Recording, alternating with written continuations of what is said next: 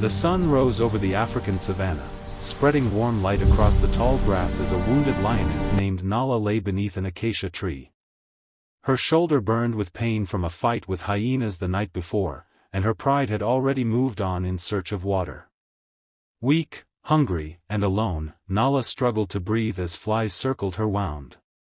Every sound made her lift her head in fear, knowing that one wrong moment could mean the end. Still, she refused to give up, holding on to the instinct that had kept her alive since birth. Not far away, a small elephant calf named Keto wandered the plains in confusion.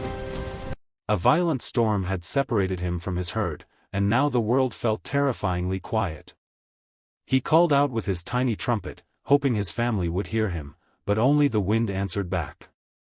His legs ached, and tears filled his eyes as he followed the faint smell of water in the distance. Fear pushed him forward, because stopping meant being truly alone. By midday, both animals reached the same waterhole. Keto froze when he saw Nala lying at the edge, his heart pounding as instinct screamed danger. Nala opened her eyes and saw the calf, and for a brief moment hunger flashed through her mind. But her strength was gone, and something deeper held her still. She lowered her head and turned slightly away, showing she would not attack.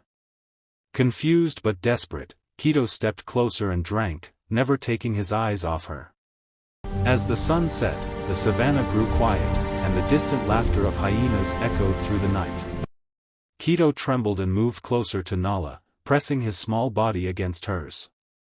Though weak, Nala forced herself to stand and place her body between the calf and the darkness. She growled softly, enough to warn the hyenas away. Under her protection, Keto slept for the first time since being lost, his trunk resting against her paw. To walk, her injury worse than before. Keto circled her anxiously, nudging her with his trunk and letting out loud cries that carried across the plains. His calls were filled with fear and hope, a sound no elephant could ignore. Far away, an old matriarch lifted her head, recognizing the voice of a lost child. The elephants arrived first, surrounding Keto with protective strength, while the ground vibrated beneath their feet. Moments later, Nala's pride appeared from the tall grass, drawn by her scent. Tension filled the air as predators and giants faced each other in silence. Nala struggled to her feet and gently touched her nose to Keto's trunk, a quiet goodbye filled with gratitude. The matriarch allowed the calf to return to his family, and slowly, both groups stepped back without conflict. Nala's pride surrounded her, helping her walk and guarding her as they moved away. With time, her wound healed, and her strength returned, but her eyes carried a new awareness. She had learned that survival was not always about killing, but sometimes about protecting.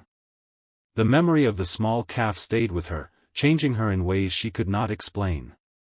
Keto grew strong among his herd, learning the ways of the savanna and playing beneath the open sky. Yet sometimes he paused and looked toward the horizon, letting out a soft rumble of remembrance. The land itself seemed to remember their meeting, a silent story carried by the wind. In a world ruled by instinct and power, their brief bond proved that even in the wild, kindness can rise above fear.